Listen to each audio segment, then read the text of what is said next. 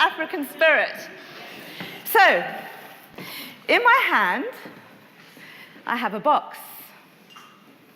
And inside this box is something very precious and very beautiful. In fact, so beautiful I can actually feel my fingers tingling. And I'm out of breath. I will get fitter. Who wants to know what's in this box? Yeah? So if you're really curious, raise your hand. Okay, good showing. So just feel for a moment what it looks like, or what it feels like, to be curious. Like, do you really want me to open this box? Yeah? Oh, so amazing what's in here. Some of you didn't put your hands up. Not so curious. You're thinking, okay, we've got about half an hour before we can get a drink at the bar.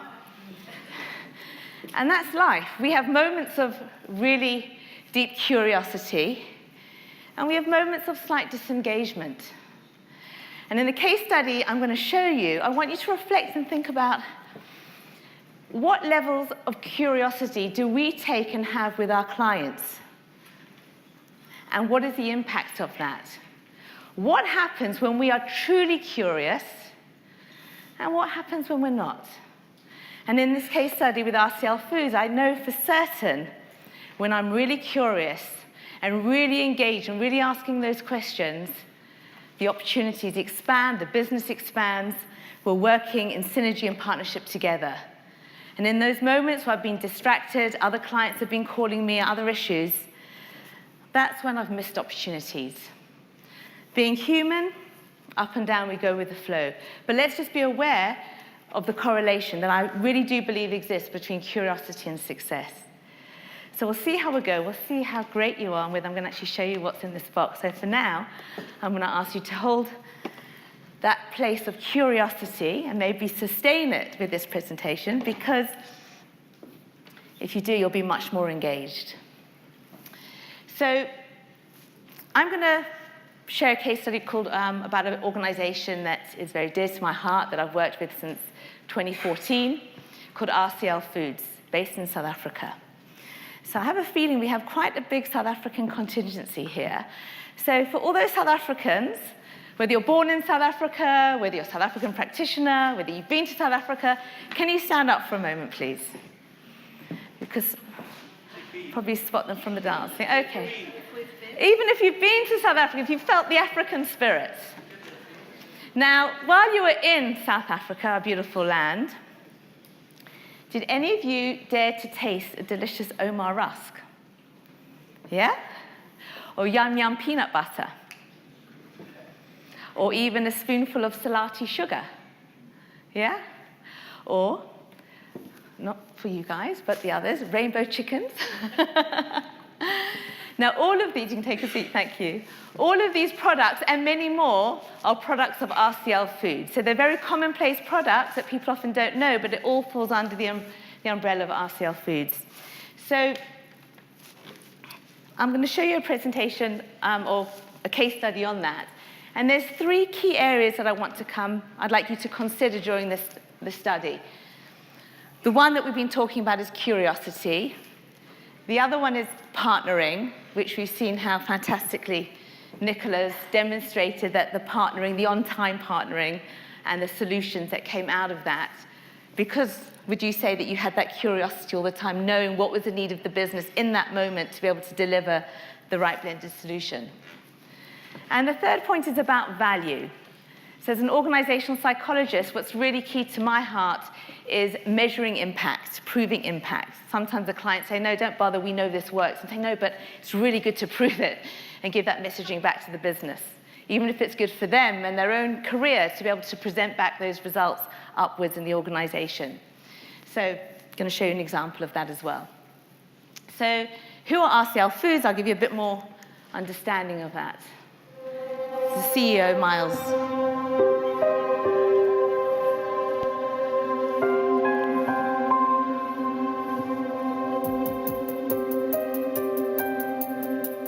We live in exciting times, in an extraordinary country, on an unbelievable continent. Never before in our history have we had so much opportunity to do more. At RCL Foods, we have a single-minded passion to provide more food to more people more often. So who are RCL Foods? Let's lay a few facts on the table. We are in almost every South African household, with more than 20 much-loved brands spanning staples to top-end offerings. Okay, stopped it there, but just to give you a sense. So, fantastic business, been amazing to work with them, but like many businesses, they really have their challenges. And something that I want to put across to you again is the opportunity to stay engaged and present, Googling, doing our research, knowing what's going on to the business. And I know for me, it's been critical to stay in close touch with them. So in terms of their challenges and needs, it's just been a fascinating journey, and I'm always in awe of the resilience that they show. So their core business, in fact, RCL stands for Rainbow Chicken Limited, and that was their core business until Brazil. There's no one here from Brazil? Is there? Okay, they started dumping their chickens in South Africa, basically for free, which impacted RCL Foods drastically. They had to lay off 6,000 staff in a couple of divisions of the business. The result of that was they had to diversify, okay? So it led to new opportunities. They started acquiring different businesses.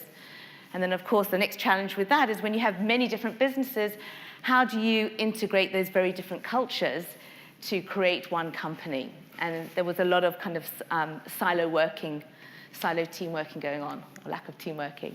So through the many discussions, and it's another story, but it was, I'd say, probably about a 9-month process before we were really fully engaged.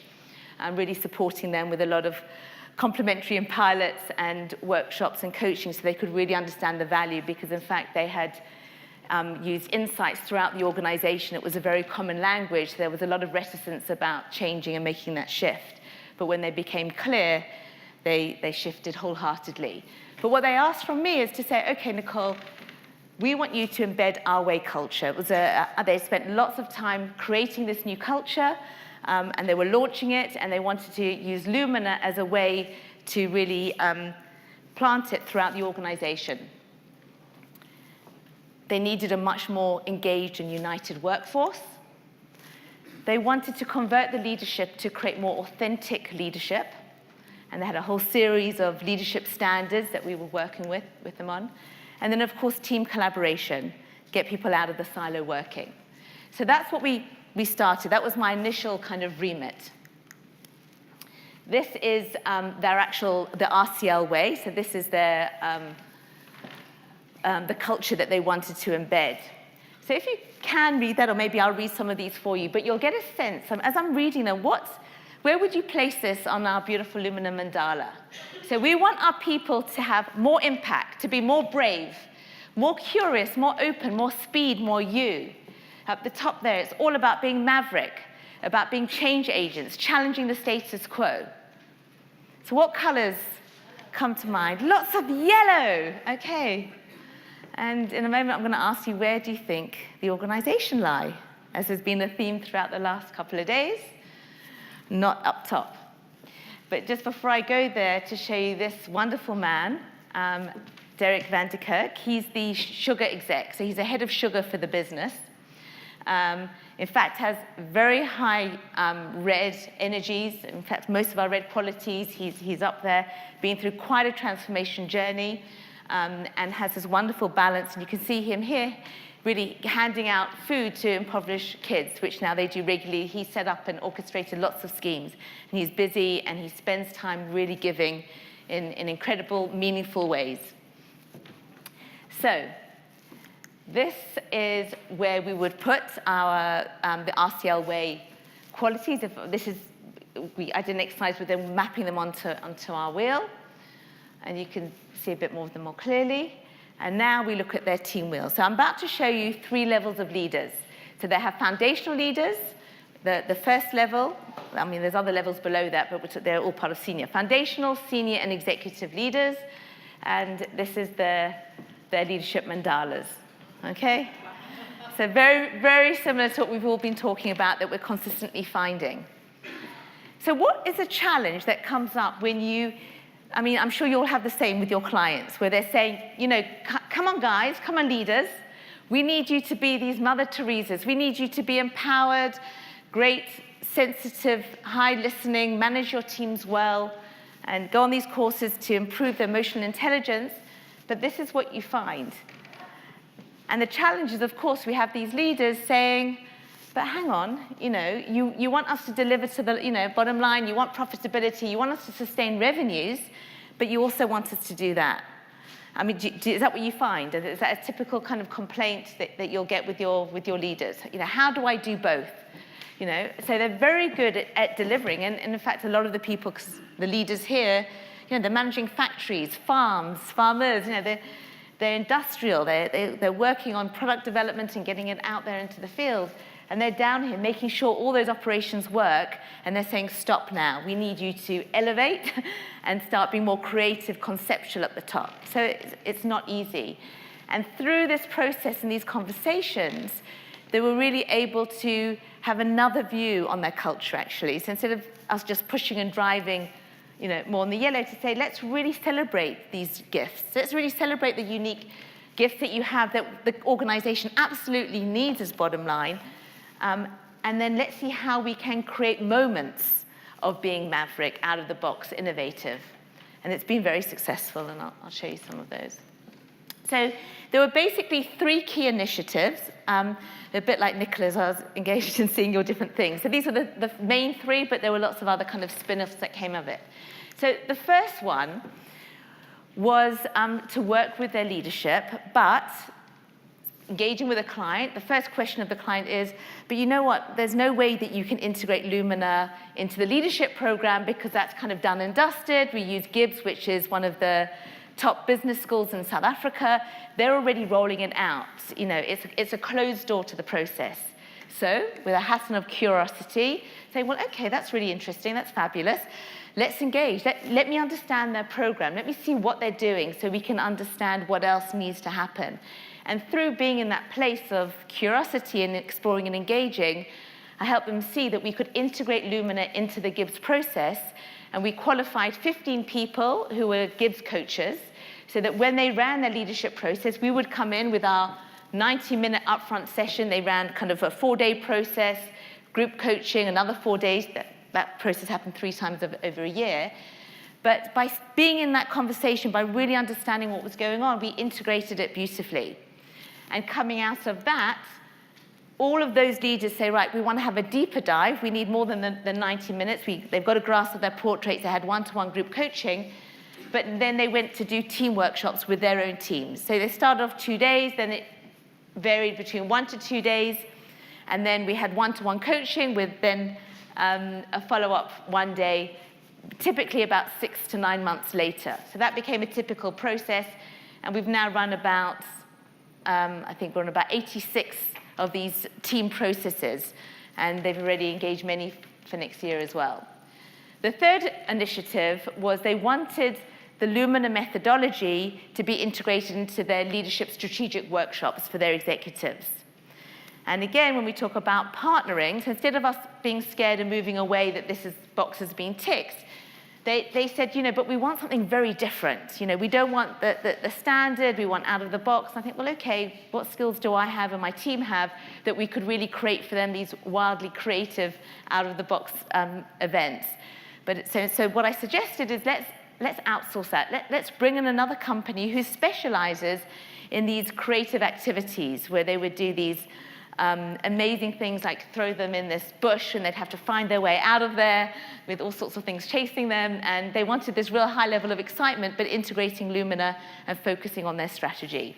And if those of you who were at the Bali conference remember the process that I love to run around the strategic team, where we look at the key behaviors aligned to strategy and map that against their team mandala, that was one of the core processes that they integrated at this stage. So basically, in terms of partnering, I engaged, so it's myself and plus 4 other practitioners who did a lot of facilitation. They did the Lumina Spark coaching. We also did Lumina Motion coaching. Gibbs, 15 amazing people now integrated into our community. RCL, part of their learning and development team, had 5 people qualified. And within the team approach, I'm including Lumina UK because from the accounts department to Julie to Elima helping on some of the research and data analysis, we were a great team. So we all are continuing to work very well together. In fact, I even enrolled my daughter Shanti because for her A-level, she was doing a dissertation.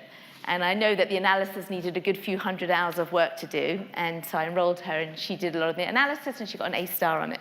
And I'll show you some of the results. So, but we're now in phase 2. So this is just one of the groups at the business science. There's Marisa. Couldn't resist. And this is just, they have these in-house magazines, these monthly magazines where they show different activities, and there's always a page, something to do with Lumina, whether it's team effectiveness workshops or supervisory, emerging leaders. There's lots of different things we're doing. And you could just see that this is just, I'm just showing you now 3 examples. You know, we did all the classroom type stuff. They've got big training centers, but these are 3 examples now of slightly more creative activities. So the first one is very simply using very easily accessible Lego to integrate it into Lumina on the mat, building things around their vision and what they stand for. This is what I love to do, and I'm in the bush. I was there, I think it was just last week, in fact, last week we were in the bush, and we got surrounded by these elephants, and then there were 2 lions, and we got very worried that they thought the lion, or there were crocodiles as well, was going to eat the baby elephants. It was quite scary, but it was also magnificent. So we get to work in these beautiful places. They love doing drumming. Where's Tom? You'll be very pleased about that. And then also using their creativity. So each of them given a section. I mean, this, in fact, it was probably the size of this screen, was this painting, a collage of a chameleon that they all were painting based on their colors. So this is a reflection of the colors in the team. Only 1 square of green there. But this is something now that they've put up in their area. So just a few ideas. So in terms of the impacts, there's lots of data in terms of qualitative type data where we assess feedback, implementation, what are you doing differently. But here are just a few, I won't show all the stories, I've just selected kind of 4 stories. So Derek, after the event last week, he had written down, he sent me a text to say, you know, just amazing. And he's someone with very few words. And I took out from one part of this text, we're breaking boundaries. I just thought that was such a nice kind of phrase. Because for him, there was a core issue in his team, particularly around lack of trust. His team were very diverse across South Africa and Africa. And they used that as an excuse of not engaging and not sharing and going into silo working that he could see was significantly impacting their results. And those barriers were completely broken down, where we got people being so honest. You know, earlier we were talking about safe containers, which Lumina does so brilliantly, just with our math and the card games. People open up, they're honest, they feel safe, they feel seen, they feel not judged, and they share their truth, and there were amazing conversations. This guy, Alan, I empower my team, and he had a massive story where he, again, very high on the reds overextended, and you know, really managed his team very, very sharply and harshly, and through this work recognized that there were unknown results he could be getting if he was to shift on his behavior, engage some of the intimate, empathetic. And so coached him over a year, and during that time, he had a challenge. He had to lay off, just in his department, there were 3,000 people. And compared to the other areas that were laid off, he did it in such a way that the whole energy, it was such a sad, difficult time, but he held them metaphorically and, you know, or energetically, and they actually had they had a good experience because of the compassion and the conversations that he insisted on having, and the process that he said he would never have done pre-Lumina, you know, beforehand. He would have just been out, out, out, out. This is the way it is. You know, the business is gone. We can't provide you jobs. The irony is something happened about 6 months later where he had to re-recruit some of them, having sold up a lot of the farms. They had to then go and buy back all their equipment and re-recruit them. I mean, these poor guys, they're just incredible around resilience, but they just kind of do it. Another guy, Tabo, just really talking about the way that he's decreased his derailing behaviors and the impacts on that. We also talk a lot about accountability. You know, in this work, for me, it's about, you know, for all of us, we're accountable for how we show up, and we're accountable for our deliverables. You know, both of those, and really giving that key message. You know, there's never an excuse that's okay. You know, if they say, oh, my personality, well, what about neuroplasticity of the brain? The whole aspect of neuroscience. Shift and change, but make it happen and work. How are you going to fulfill your potential? You have a responsibility. So really good conversations around accountability. So that's a bit around some of the processes that we did qualitatively. In terms of partnering, I'm really motivated around proving impact for two key reasons. The one, well, maybe that's the third, I just love it. I find it fascinating just to see the impact, that question and the journey, the curiosity of impact. But I think it is really important that as a community, we go into our companies and we ask those questions and we constantly look and see, okay, how can we prove back value? How do we know what we're doing is working? And there are some simple ways, employee engagement surveys and different, you know, if you're in a sales environment, you can take whatever kind of criteria that's available for you. But sometimes we have to think more creatively. If we can get a control group to prove that this shift is happening as a result of your work, even better. As an organization, we really do want more case studies, more testimonials, more references. So please, whenever you can, think of your clients and put something in writing. And I'm always really happy to have a conversation with any of you around a study, around how you can prove impact. The other reason why I think it's really important is it really helps with the, career progression, I don't know if that's the right word, of your stakeholder in the company. Because if they can get these great results and then present them upwards, it really increases their credibility in the business, because it's supporting the initiatives that they're putting in the business, and they're showing tangible results. We're not just looking at soft skills here. We're not just a nice to have on the side. We are actually critical to your business, and we can prove that through the impact. So one of the studies, we're working on a few, but one of the studies we looked at here is, can emotional agility, can emotional agility impact the performance of RCL leaders? Now, I had many slides which I had to decrease, so I've only included one of these, but if any of you are interested in all the results, there are many that I'd love to share with you, because we looked at the difference between the 3 leadership groups, and we were looking at also the impacts around, I decided, because there was so much data, to focus on the 4 emotional agilities. And I want to really suggest to you that if you do want to do any kind of study, the emotional agility part of Lumina Emotion is a perfect way. It's quick because it's really measuring, you know, the 4 stages: self-awareness, managing others, understanding others, managing emotions, taking meaningful action. But it's present to how they are showing up. So you can easily do a pre and a post of those 4 agilities, and then look at that in relation to their results. And if it's for the sake of research, then I'm sure we can also help you around getting you some of the portraits complimentary. But if they receive their portraits, then of course they have to pay. So I've only put one little thing here. You're not supposed to read this box, because I've made it really small for that reason. But I've got lots of these type of things showing the specific correlations between the 4 agilities, and RCL had their own internal 360 performance rating scores. Okay, so they looked at things like judgment, drive, and influence, leading change, leading people, leading performance, and leading self. That was how they were measuring performance internally. So we took that data, we took our Spark data and emotion data to look at impact. And there are many findings, but one that I'm sharing here is the ability to tune up and tune down behaviors correlates very highly actually with judgment, drive, and influence, but a key criteria for their performance. So the main point I'm making here is that emotional intelligence significantly, scientifically based, impacts performance. Now, as a result of this study, we have now created a whole new process for next year. For 2019, all of the leaders are going through emotional intelligence, because we're able to prove that if they can increase on some key areas, which we now know how to hone the program based on these results, this is what the process is going to look like for next year as we put them through this process. So she's presenting the results, and now we have our next level of engagement with the client. I'm just sharing with you, and you're probably thinking, why have I added this up here? This is another one of my clients, but it's just one slide.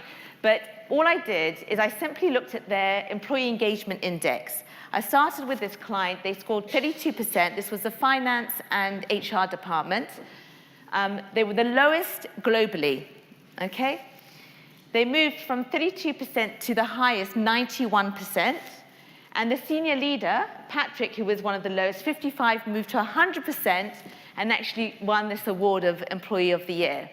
And he says very clearly it was due to the work that we did with him.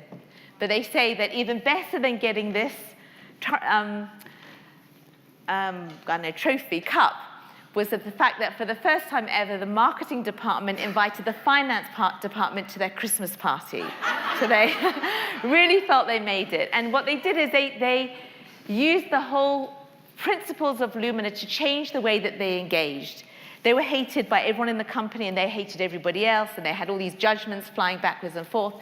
And when the finance team got to see that they're not wrong, they're just different, and in fact they're vital, because Adidas is all about sales and marketing, so they need to be off the wall and a bit crazy, they were able to match them. And they would go to them and sit down and say, you know, how can we work with you to make the numbers interesting and help you fulfill your strategy?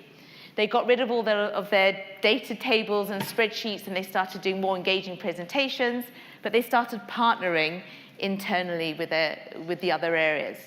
So that was one of the key ways that it just shifted at many different levels. So the reason why I'm just showing you this slide is to say, you know, this is ready available. Typically, most companies will have employee engagement surveys, and it's quite nice just to show a shift. So just a reference from Charmaine Boshoff. So she's the head of learning and development. She's my key client, as well as Melissa Anderson. But Marisa told me that was too many slides, so I had to take that one away. So it's what Charmaine said. Next time there'll be her speaking, either here or a video of her. But being in the industry for many years, I find Lumina methodology refreshing, innovative, and holistic. It is becoming a common language, helping us to embed the RCL Foods Our Way culture. I look forward to our continued partnership, that was her words, with Nicole and Lumina Learning. Just a nice statement, but the level of partnership is very close and very important. So there's lots of WhatsApp texts going backwards and between us, very engaged, understand, you know, all the time she's sharing with me what's going on in the business to make sure that I'm keeping abreast.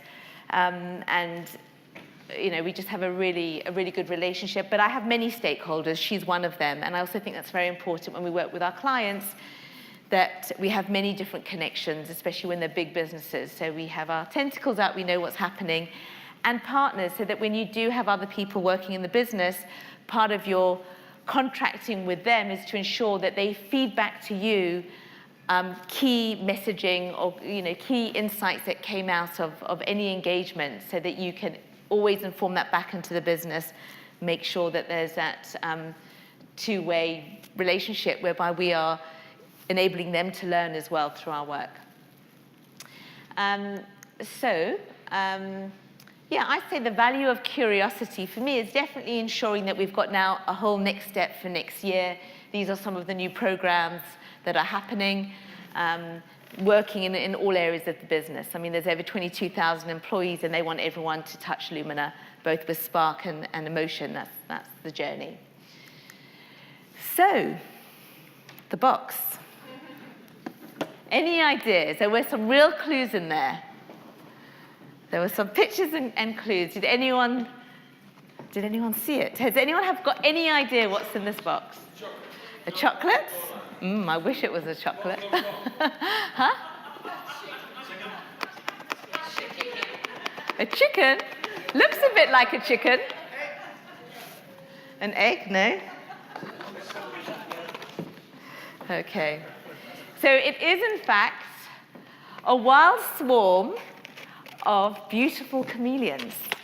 So we use the analogy of chameleons to talk about speed reading and building rapport. You know, they don't become their environment, but they adapt really well to their environment.